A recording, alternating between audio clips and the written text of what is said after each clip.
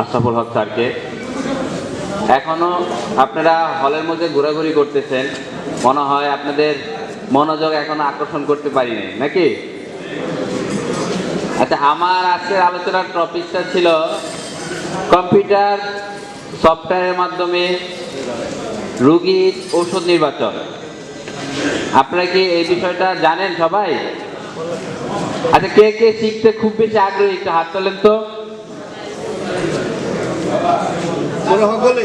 আর একটু বেশ ভালো করে হাত তোলেন যেন বুঝতে পারে, আবার কেউ যদি আচ্ছা যায়। তো ধন্যবাদ, যেহেতু অনেক বেশি অডিয়েন্স এই বিষয়টা সম্পর্কে আগ্রহী, তাহলে আমি আশা করি আপনাদেরকে এই বিষয়টা সম্পর্কে বিস্তারিত বলতে চেষ্টা করব। তো রাডার সম্পর্কে কি কেউ জানেন? রাডার কি জিনিস? হোমিওপ্যাথিক সফটওয়্যার, একটা হোমিওপ্যাথিক সফটওয়্যার যেটার মাধ্যমে আপনি রোগীর জন্য ঔষধ নির্বাচন করতে পারবেন। এখন এই সফটওয়্যারটা ব্যবহার করার পূর্বে আপনাদের যে জিনিসটা প্রথমে শিখতে হবে সেটা হচ্ছে রেপার্টরি ব্যবহার করা। যেমন আমাদের পাঠ্যপুস্তক বই হিসাবে আমরা কেন রেপার্টরি বই পড়ি, তারপরে রবিন মার্ফি রেপার্টরি পড়ি, তারপরে কমপ্লিট রেপার্টরি পড়ি, সিনথেসিস রেপার্টরি পড়ি, অনেকগুলো রেপার্টরি আমরা পড়ি। এই রেপার্টরিগুলো মধ্যে কি থাকে এবং কিভাবে থাকে সেই জিনিসটা আপনাকে আগে জানতে হবে।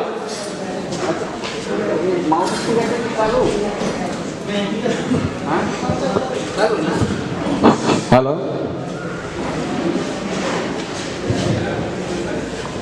Thank you.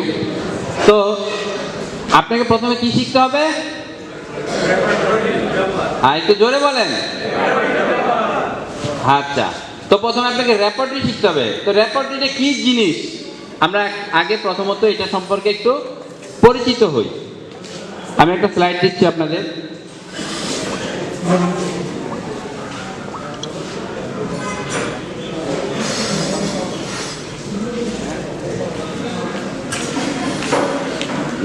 Okay okay, thank you. Slide দেখা যাচ্ছে তো? গত কিছুদিন ধরে আমি এই রেপার্টরি বইটার সাথে একটা জিনিসকে নিয়ে অনেক চিন্তা করলাম যে এই রেপার্টরির গুরুত্বটা আমাদের দেশে এত কম কেন? কি কম কিনা? হ্যাঁ, আপনারা বলেন কত পার্সেন্ট লোক বাংলাদেশে রেপার্টরি ব্যবহার করে? হ্যাঁ, 1%। আচ্ছা, যাই হোক, এত কম ব্যবহার করার কারণটা কি? কারণ একটাই হচ্ছে যে এই বিষয়টা সবার কাছে জটিল মনে হয়, যে এই বই আমার দ্বারা সম্ভব না, বাবা আমাকে সহজ কয়টা বই দাও, সেই বইটা পড়ে আমি ডাক্তারি করি।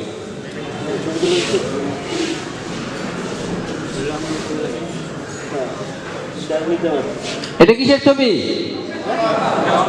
হ্যাঁ, মক্কা শরীফ। আমরা যদি এই মক্কা শরীফকে যদি না চিনি, এটা সম্পর্কে না জানি, তাহলে নিজেকে মুসলমান দাবি করতে পারবো না। পারবো? হ্যাঁ, পারবো না। আর এই হচ্ছে রেপার্টরি বই।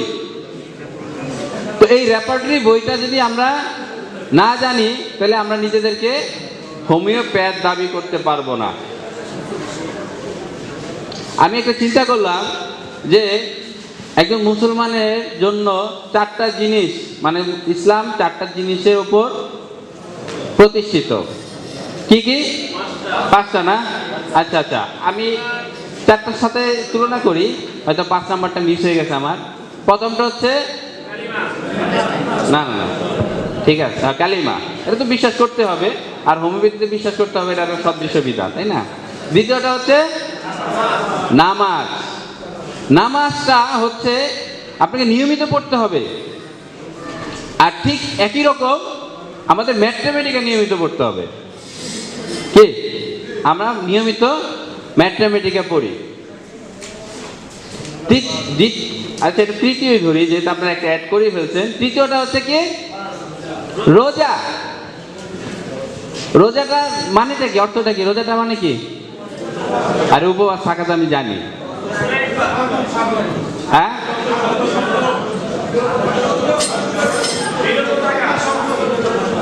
রোজাটা হচ্ছে আপনার মানে ইবাদত, আত্মশুদ্ধি। তা আমাদের হোমিওপ্যাথির আত্মশুদ্ধির বই কি? অর্গানন। কি এখন আপনি সব পড়লেন, অর্গানন পড়লেন না, অর্গানন বুঝলেন না, আপনি হোমিওপ্যাথি থেকে বাইরে চলে যাচ্ছেন। তা আমরা অর্গানন পড়ি, ম্যাথমেটিকে পড়ি। তৃতীয়টা কি? হজ। হজ করার উদ্দেশ্য কি বলেন তো? পাপ মোচন করা। জাকাতটা আগে না, আমি জাকাতটা পরে নিলাম একটু মানে কনসিডার করার জন্য আর কি। হজটার কারণ, হজটার উদ্দেশ্যটা কি? স্রষ্টার সান্নিধ্যে যাওয়া নাকি? আপনি যদি হোমিওপ্যাথির সান্নিধ্যে যেতে চান, এই রেপার্টরি বুঝতে হবে।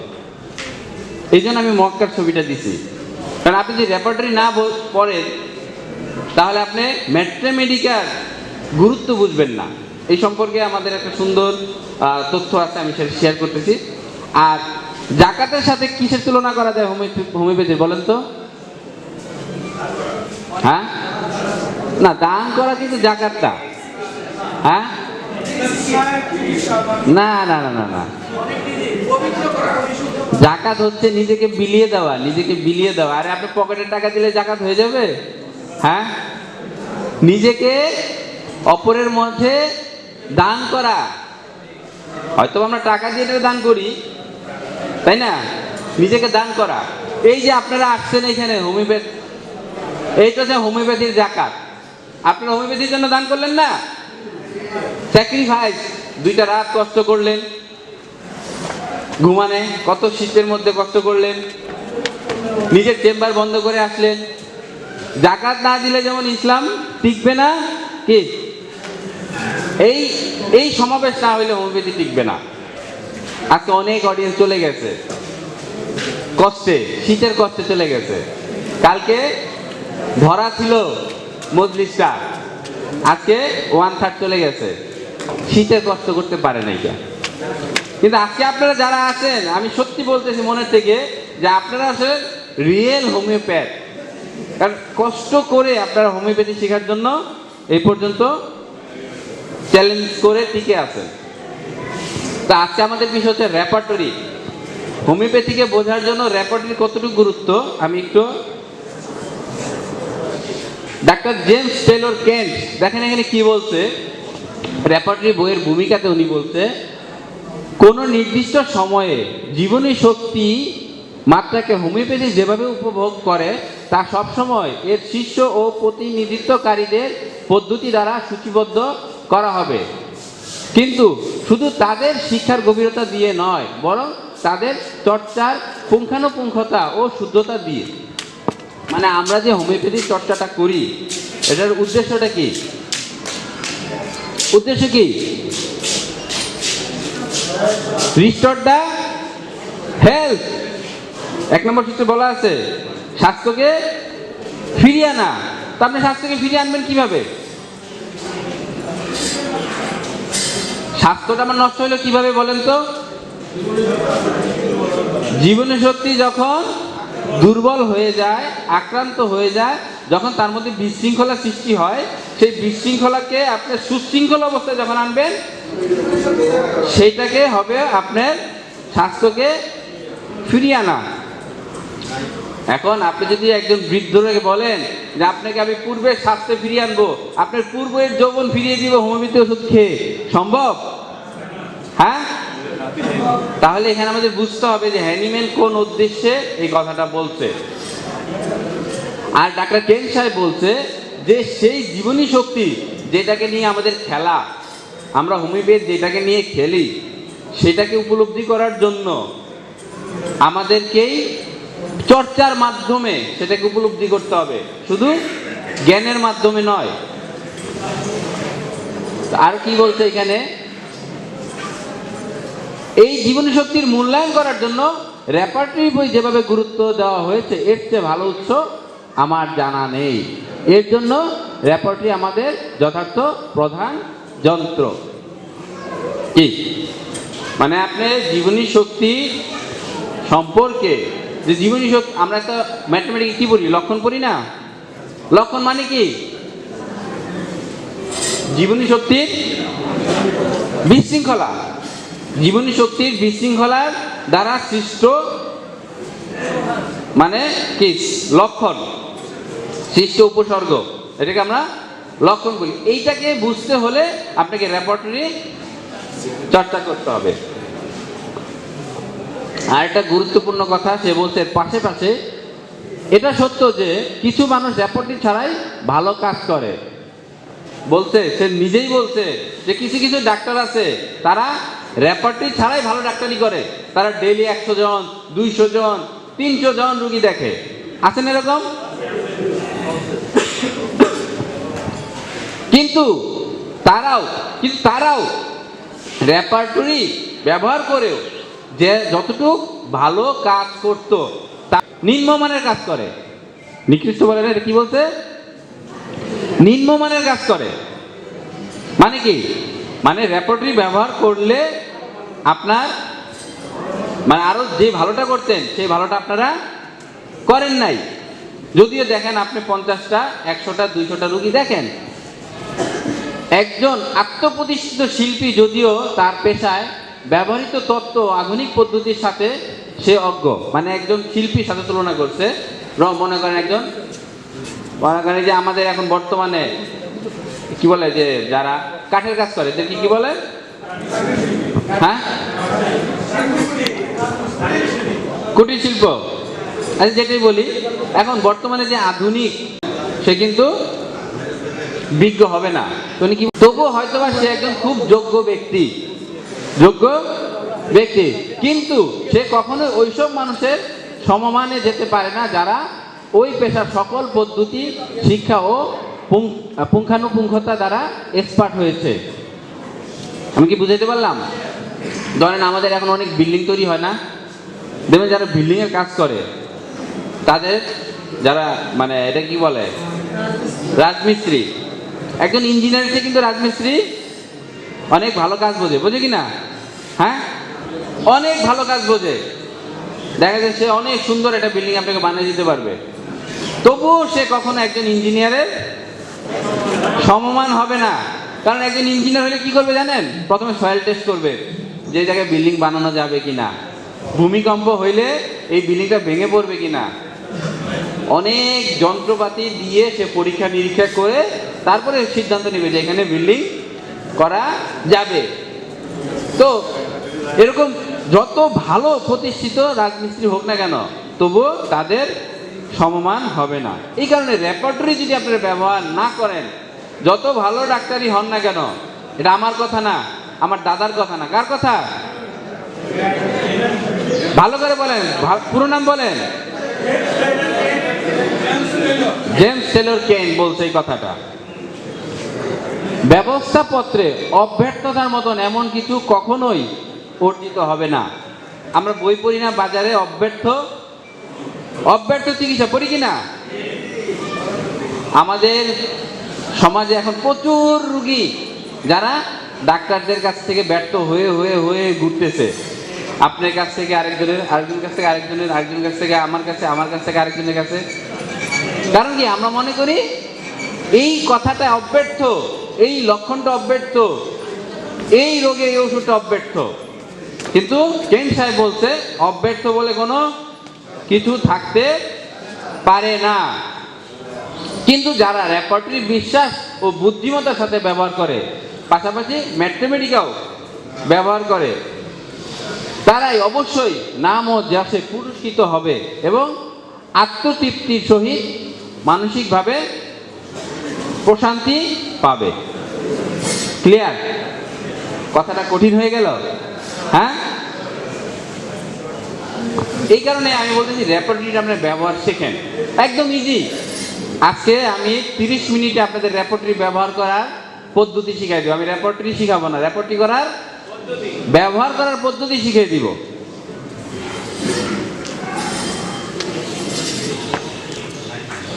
রেপার্টরি আর অর্গানন দুইটা জিনিস। অনেকে বলে না হোমিওপ্যাথি একটা মহান মহাসমুদ্র, বলি কি না? তা আমি বলছি যে এই মহাসমুদ্র যে নাবিক, তার কাছে দুইটা যন্ত্র থাকে। কি থাকে? এটার নাম ক্যাম্পাস, আর এটার নাম কি? দূরবীন। থাকে কি না? ক্যাম্পাস দিয়ে কি করে সে? চিন্তা করে কোথায় যাব, ডাইনে যাব, উত্তরে যাব, না পশ্চিমে যাব, না দক্ষিণে যাব। আমাদের ক্যাম্পাসটার নাম কি? অর্গানন। অর্গানন যদি আপনি না বোঝেন, আপনারা ভুল পথে যাবেনই। অর্গাননকে যদি আপনি না উপলব্ধি করেন, আপনারা ভুল পথে যাবেনই। আপনাকে প্রথমে সেই অর্গাননটাকে সাধন করতে হবে। এরপরের যন্ত্রের নাম কি? দূরবীন। দূরবীনের কাজ কি? কি দেখা?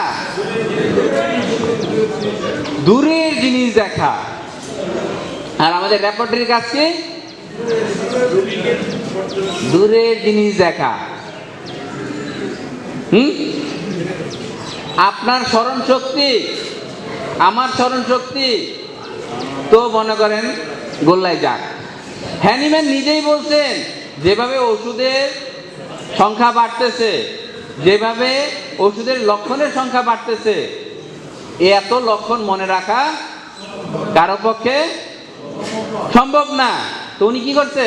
উনি নিজেই ওনার ছাত্রদের দিয়ে বলছে, তোমরা এক কাজ করো, এইভাবে এইভাবে লক্ষণগুলোকে সাজিয়ে একটা বই বের করো। ওই বইটার নামকরণ করছে কি? রেপার্টরি। কে করছে এটা? হ্যানিম্যান নিজেই করছে। আর আজকে আমরা রেপার্টরি ব্যবহারটা করতে ভয় পাই। আজকে আপনাদের সকল ভয় দূর হয়ে যাবে। হবে?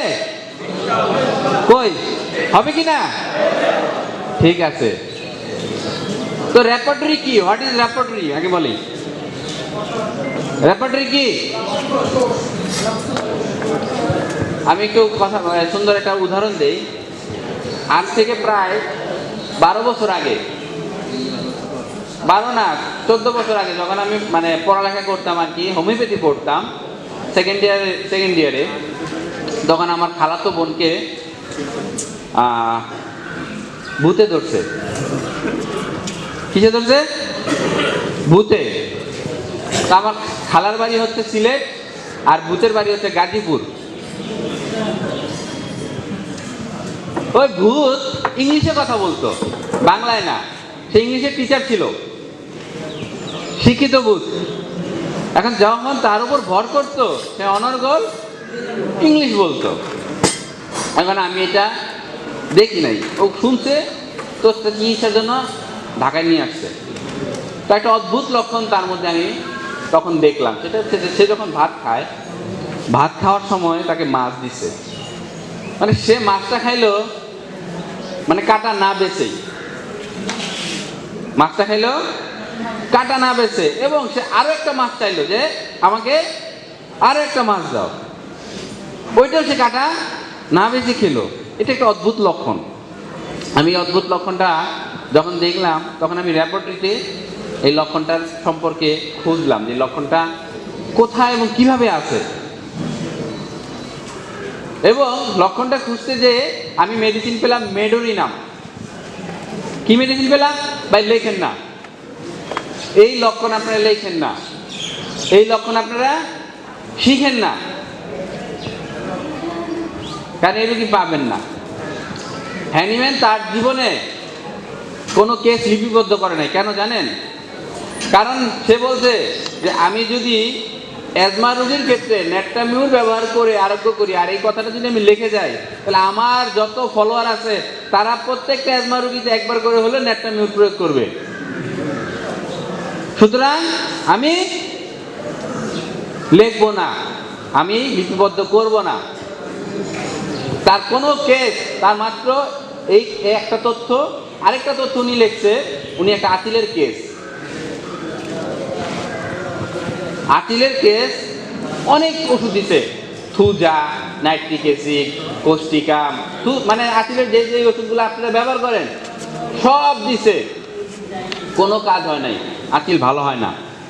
তো একদিন আইসা সে ডাক্তারের সাথে খুব মেজাজ করে, আপনি কিসের ডাক্তার হয়েছেন? এতদিন ধরে আপনার আজিলের চিকিৎসা করতেছি, আমার আজিল ভালো করতে পারেন না। তখন স্যারে তার জন্য একটা ওষুধ বানিয়ে দিয়েছে। ওষুধটা খেয়ে 15 দিন পরে রুগী আইসা বলছে যে ডাক্তার সাহেব আমার আজিল সব পড়ে গেছে। তখন তার ছাত্র ওই সময় জিজ্ঞেস করছে, স্যার ওনাকে কি ওষুধ দিলেন? তা আমি বলছি, তো হ্যানিম্যান বলতেছে যে আমি কি ওষুধ দিছি সেটা তো তুমি ভালো করে দেখছো, তোমার সামনেই টেস্টিং রয়েছে। ওষুধের নাম বলে নাই, খাতায় লিখে রাখছে শুধু। তো 15 দিন পরে যখন আসছে বলছে আমার আঁচিল ভালো হয়ে গেছে, তো ওই ছাত্র ওই খাতা খুঁজে বের করছে, কি ওষুধ দিল যে এত ওষুধ দিয়ে আঁচিল ভালো করতে পারলো না, আরে এই একটা ওষুধ দিয়ে 15 দিন আঁচিল ভালো হয়ে গেল। তো খাতা খুলে দেখে ওষুধটা ছিল ক্যামোমিলা। কি ছিল? হ্যানিম্যান যে নিজেকে পিউরিফাই করছে সেটা একদিনে হয় নাই, ডে বাই ডে সে কিভাবে ওষুধ নির্বাচন করবে, কোন ধরনের ওষুধ নির্বাচন করবে সেটা তার জীবন দশায় মৃত্যুর আগ পর্যন্ত সেটাকে চর্চা করে গেছে। তো রেপার্টরি কি করবে আমাদের স্মরণ শক্তির বাহিরে যে তথ্যটা আমরা ভুলে গেছি সেইটাকে সহজে খুঁজে বের করার জন্য সহায়তা করবে। আমরা যদি আরেকটু সহজ করে বলি, রেপার্টরি মানে হচ্ছে dictionary of symptom of Mathematica. কি কোনটা? ও আচ্ছা আচ্ছা আচ্ছা আচ্ছা, খালাতো বোনকে আমি 200 মেডোরিনাম খাওয়াই দিলাম। তা আমার বাবা আবার একটু কবিরাজ ভক্ত, সে কি একটা তেল আনছে, তেল আইনা দিয়ে তাকে মাথায় মালিশ করে দিচ্ছে। তো আমার ওষুধ খাওয়ার পরে তেল মাখছে, আর তেল মাখার পরে সে ঘুমিয়ে গেছে। আলহামদুলিল্লাহ তার এখন 2টা সন্তান, সে সুস্থ আছে, আর ওই পাগলামি শুরু করে নাই। কারণ আমার ফাদার ক্রেডিট নিছে যে আমার কবিরাজ ভালো, আর আমি ক্রেডিট নিছি আমার হোমিওপ্যাথি ভালো। কিন্তু ফাদারের সাথে তো ঝগড়া করা যায় না, করা যায়? আগে ঠিক আছে, আপনি খুশি থাকেন, কারণ এটা পরীক্ষিত। ওই লক্ষণটা মেডোরিনাম ঔষধ দ্বারা প্রুফ করা হয়েছে। ঠিক তাই আপনি তো দিচ্ছেন বিশ্বাসের উপর, আর আমি দিছি লক্ষণের উপর, গবেষণার উপর। কারণ আমাদের ম্যাথমেটিকে কি ভুল তথ্য? কোন লক্ষণ কি বিশ্বাসের উপর প্রতিষ্ঠিত? হোমিওপ্যাথি ঔষধের প্রধান বৈশিষ্ট্য হচ্ছে সুস্থ দেহে পরীক্ষিত ঔষধ। কোন লক্ষণ ভুল না। তো রেপার্টরি মানে কি? Dictionary of symptom of Mathematica, মানে ম্যাথমেটিক্যাল লক্ষণের ডিকশনারি। এখন আপনি যদি একজন ইংলিশ টিচার হন, যত বড় ইংলিশ টিচার হন, ইংলিশ ডিকশনারি ছাড়া কি আপনি ভালো টিচারই করতে পারবেন? হ্যাঁ, পারবেন না। কারণ আপনি একটা ইংলিশে ভালো কিছু লিখবেন, আপনাকে ডিকশনারি সহযোগিতা নিতে হবে। ভালো কিছু পড়বেন, ডিকশনারি সহযোগিতা নিতে হবে। তো ডিকশনারি কি করবে? আপনি একটা ওয়ার্ড পারতেছেন না, শব্দটা বুঝতেছেন না, ডিকশনারি থেকে খুঁজে বের করে সেটার ব্যবহার করতে পারবেন। ঠিক এরকম যখন আপনার কোনো লক্ষণ রোগীর মধ্য থেকে খুঁজে পেয়ে মনে করতে পারবেন না যে কোন এই লক্ষণটা আমি পড়ছি, কোথায় পড়ছি, আর এখন মনে নাই, খুঁজে বের করবেন। তাহলে রেপার্টরিকে আমরা কি বলবো? Homeopathic dictionary. জোরে বলেন, আরো জোরে। Homeopathic dictionary. সোজা, সহজ। এবার আসেন নেক্সট। অনেকগুলো আমি রেপার্টরির নাম বের করছি, এগুলো আমি আগেই বলে ফেলছি। সিনথেসিস রেপার্টরি, হ্যাঁ, সিম্পটম ডিকশনারি, এটা হ্যানিম্যানের লেখা। তো রেপার্টরি হলো আমাদের স্বাভাবিক স্মরণ শক্তির বাইরে, হ্যাঁ, অর্থাৎ বিশাল জ্ঞান ভান্ডার থেকে সঠিক তথ্য স্পষ্টভাবে অবলোকন করা এবং চিকিৎসা কার্যে সঠিক সিদ্ধান্ত নিতে সহায়ক পথ প্রদর্শক। রেপার্টরির প্রয়োজনীয়তা আমি আলোচনা করে ফেলছি, বাকিটা আপনারা আমার বইয়ের থেকে পড়ে নিন। আমার একটা বই আছে, এই রেপার্টরি প্রশিক্ষণ, এই বইটা যদি আপনার কাছে থাকে, যে কোনো ধরনের রেপার্টরি বই ব্যবহার করার কৌশল শিখে ফেলবেন। ঠিক আছে, এরপরে আসেন, এখানে কি লিখছি? রেপার্টরি বই ব্যবহার না করার প্রধান কারণ কি? ইংরেজিতে বই। কেন? তারা চিন্তা করে এত ইংলিশ আমি পারবো না বাবা, ছেড়ে দেই। আমি আপনাকে বলতেছি ছেড়ে দিয়েন না, আজকে থেকে ধরেন। ইংরেজির ভয় কাটানোর ওষুধ এখন আপনাদেরকে দিয়ে দিব, ওষুধ দিয়ে দিব, ভয় কেটে যাবে। কিরকম? আমি আপনাকে এখনই জিনিসটা এক্সাম্পল দিই। সে ধরেন আপনার কাছে একটা রুগী আসলো, জিহ্বার ওপর দাঁতের ছাপ। এখন দাঁতের ছাপ ইংলিশটা আপনি জানেন না, জানেন না দাঁতের ছাপ, তাহলে আপনি জানেন যে এই লক্ষণটা কোন চ্যাপ্টারে আছে। এগুলো আমি একটু বিস্তারিত পরে বলবো, জাস্ট আমি আপনাকে টেকনিকটা শিখে দিচ্ছি। ধরেন আপনি এটার চ্যাপ্টারের নাম হচ্ছে মাউথ। কি নাম? মাউথ। এইখানে আমাদের একটা ইংলিশ তথ্য ভান্ডার আছে, এখান থেকে আপনি মাউথটা খুঁজে বের করেন।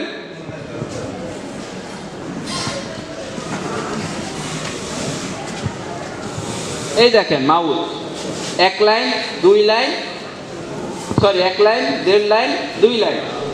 এই দুই লাইনের মধ্যে কোথাও না কোথাও আছে দন্ত ছাপের অর্থটা কি। তো এখানে লেখা আছে আপনার ইনডেন্টেড, ইনডেন্টেড লেখা আছে দাঁতের ছাপ। তো লক্ষণটা পেয়ে গেলেন, ইংলিশটা পেয়ে গেলেন। আচ্ছা, এটা যদি আপনি এখন মুখস্থ করেন সমস্যা আছে? হ্যাঁ, একটা লক্ষণ মুখস্থ করে ফেলেন। এইভাবে যদি আপনি এই বইটার সহযোগিতা নিয়ে রেপার্টরি চর্চা শুরু করেন, আপনি, আমি গ্যারান্টি দিয়ে বলবো 6 মাসের মধ্যে রেপার্টরি আপনার কাছে সহজ হয়ে যাবে। মাথা মানে কি? পা মানে কি? হাত মানে কি?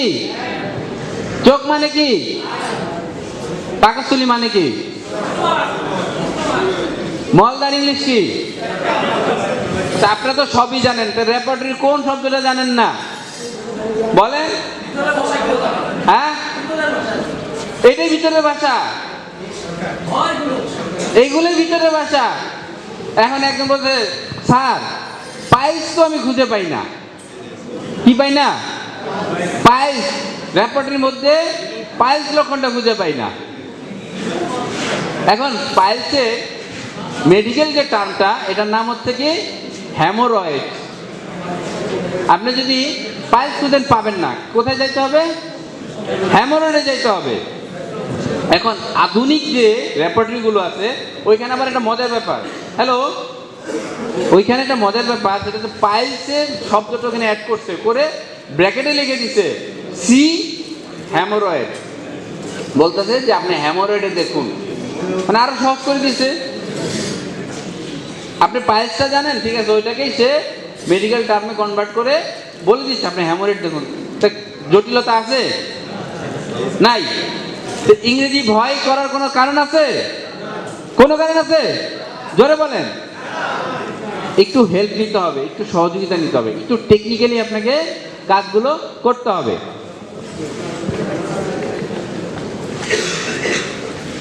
রেপার্টরির মধ্যে যেই শব্দগুলো ব্যবহার করা হয় লক্ষণ আকারে, এগুলাকে বলা হয় রুব্রিক। ম্যাথমেটিক্যাতে যেই লক্ষণটা সিমটম বলা হয়, ইংরেজিতে উপসর্গকে সিমটম বলা হয়, ওইটাকে রেপার্টরিতে কি বলা হয়? রুব্রিক। আর কিছু জানা লাগবে না। রুব্রিক হচ্ছে খণ্ডিত লক্ষণ, খণ্ডিত লক্ষণ। এবার আমাদের ব্যবহার শিখতে হবে। মনে করেন আমরা একটা কেন্ট রেপার্টরি ব্যবহার করব, আমাদের কাছে সহজ, মানে কেন্ট, আমাদের হোমিওপ্যাথিতে দুই ধরনের রেপার্টরি পাওয়া যায়, একটা বনিহাউসেন মেথড আর একটা হচ্ছে কেন্টিয়ান মেথড। আর এই কেন্টিয়ান মেথডে এখন আধুনিক সব রেপার্টরি একইভাবে সাজানো হয়েছে, যার কারণে আপনি যদি কেন্ট রেপার্টরিটা ভালো করে বোঝেন, আপনাকে অন্যান্য রেপার্টরিগুলো ব্যবহার করতে কষ্ট হবে না। তো আমাদের কেন রেপার্টরির প্রথম গঠনটা শিখতে হবে। এই গঠনটা কি গঠন আমি আপনাকে বলি, সেটা হচ্ছে অ্যানাটমিক্যাল। মানে সে কি করছে, মাথা থেকে পা পর্যন্ত প্রত্যেকটা অঙ্গকে আলাদা আলাদা ভাগ করছে। প্রথম উনি দিছে মন চ্যাপ্টার। মনের যত লক্ষণ আছে সব মাইন্ডে, আমি শর্ট সময়ে বলতেছি, বিস্তারিত বই পড়ে নিবেন কারণ সময় কম। তারপরে হেডের আগে উনি ভার্টিগো আলাদা করছে। ভার্টিগো হলো মাথা ঘূর্ণন। সকালে উঠলে মাথা ঘোরায়, ঘুম থেকে উঠলে মাথা ঘোরায়, হাঁটলে মাথা ঘোরায়, শুয়ে থাকলে মাথা ঘোরায়, চোখ মেললে মাথা ঘোরায়। মাথা ঘোরানোর যত লক্ষণ আছে সব কোথায় পাবেন? ভার্টিগো চ্যাপ্টারে। এরপর আছেন হেড। হেড মানে কি? মাথা। মাথার যত লক্ষণ আছে, মাথায় চুল পড়ে গেছে, মাথায় টিউমার, মাথায় আঁচিল, মাথায় ঘা হয়েছে, মাথায় ফোড়া হয়েছে, হ্যাঁ, মাথাতে ব্যথা, মাথার সামনে ব্যথা, পিছনে ব্যথা, এই সকল লক্ষণগুলো কোথায় পাবেন? হেড চ্যাপ্টারে। এরপর আসেন আই। চোখের যত লক্ষণ পাবেন আই। আইটাকে আবার দুইটা ভাগ করছে, একটা হলো ভিশন, একটা হচ্ছে আই। চোখ উঠছে, চোখে আপনার ব্যথা, চোখের মধ্যে কোনো ফোড়া হয়েছে, যত লক্ষণ আছে চোখে পাবেন। আর ভীষণ হচ্ছে দৃষ্টিশক্তি, দূরেরটা দেখেন না, কাছেরটা দেখেন না, একটা জিনিস দুইটা দেখেন, এই লক্ষণগুলো পাবেন ভীষণে। এইভাবে আপনার সবগুলো চ্যাপ্টার, মোট 36টা চ্যাপ্টার আছে।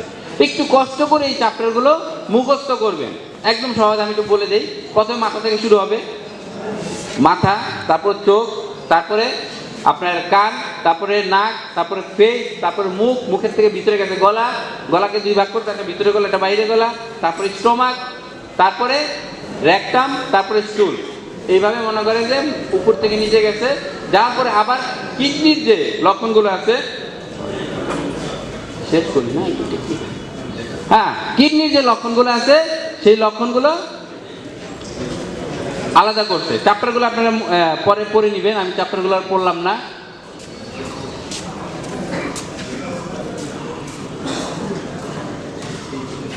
এবার হচ্ছে রুব্রিকের গঠনতন্ত্র। রুব্রিক মনে করেন মনের যে লক্ষণগুলো আছে সব মন চ্যাপ্টারে দিয়ে ডিকশনারির মতন এ থেকে শুরু করছে জেড পর্যন্ত যে শেষ করছে। মানে একটা চ্যাপ্টারের সকল লক্ষণগুলো অ্যালফাবেটিক্যাল সাজানো হয়েছে। এখন আপনি যদি কান্না একটা লক্ষণ, কান্না ইংলিশ হচ্ছে কি? ক্রাই। এখানে উইপিং আছে, ক্রাইং নাই, উইপিং। তো উইপিং লক্ষণটা আপনাকে খুঁজতে গেলে কি হবে? মাইন্ড চ্যাপ্টারের শেষের দিকে খুঁজতে হবে, কারণ ডাব্লুটা কি শেষের দিকে। সেগুলো সহজ, আপনারা লক্ষণগুলো ডিকশনারির মতন খুঁজে নিতে পারবেন। প্রত্যেকটা চ্যাপ্টারে তাদের লক্ষণগুলো অ্যালফাবেটিক্যাল সাজানো হয়েছে।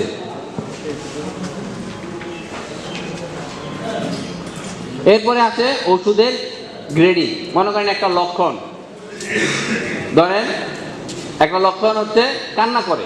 কান্না করে অনেক মেডিসিন আছে, ধরেন মনে করেন এখানে 100 মেডিসিন আছে। এই মেডিসিনকে আবার গ্রেডিং করা হয়েছে। কি ধরনের গ্রেডিং করা হয়েছে? যেমন আমরা আগে এসএসসি পরীক্ষা দিয়েছি না, first division, second division, third division. মানে কি, যে ফার্স্ট ডিভিশন সে মানে অনেক ভালো করছে, 600-র উপর মার্ক পাইছে। যে সেকেন্ড ডিভিশন মানে কি, সে 500 থেকে 600-র মধ্যে পাইছে, মানে 600 নিচে 500-র উপরে। আর যে 500 নিচে পাইছে থার্ড ডিভিশন। এরকম যেই লক্ষণটা 10টা রোগীর মধ্যে 8 জনেরই মধ্যে দেখা গেছে, 9 জনের মধ্যে দেখা গেছে, সেটার নাম হচ্ছে ফার্স্ট গ্রেড। আর এটা লাল, এরকম লাল এবং বোল্ড।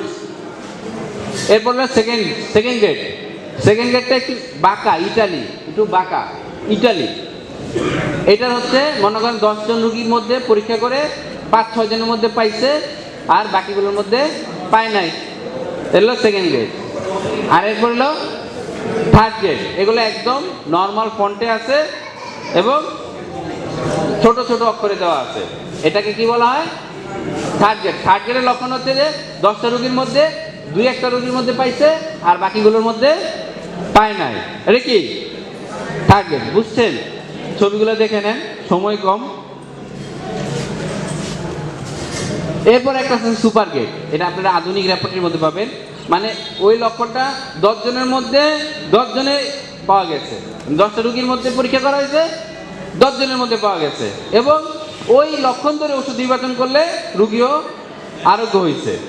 সেটাকে কি বলা হয়েছে? Super grade. এরপরে আসেন ব্যবহারিক অংশ, আমাদের শিখতে হবে রেপার্টরি বই থেকে লক্ষণ বের করা। মনে করেন আমাদের এখানে 4টা লক্ষণ আমি নিছি। প্রথম লক্ষণটা কি? শিশুরা প্রস্রাব করার পূর্বে কাঁদে। দ্বিতীয়টা হচ্ছে জিহ্বায় দাঁতের ছাপ। তৃতীয়টা হচ্ছে রক্তস্রাবী আঁচিল। চতুর্থটা হচ্ছে কোষ্ঠবদ্ধতায় দাঁড়িয়ে মলত্যাগ করা সহজ। এই লক্ষণগুলো আমাদের প্রথম কি সিলেকশন করতে হবে? চাপটা। এই লক্ষণটা রোগীর দেহের কোন অংশে ঘটছে সেই চ্যাপ্টারটা আমাদের খুঁজে বের করতে হবে। যেহেতু সময় কম, 36টা চ্যাপ্টার আপনাদেরকে মুখস্থ করানোর সময় পাইনি যা।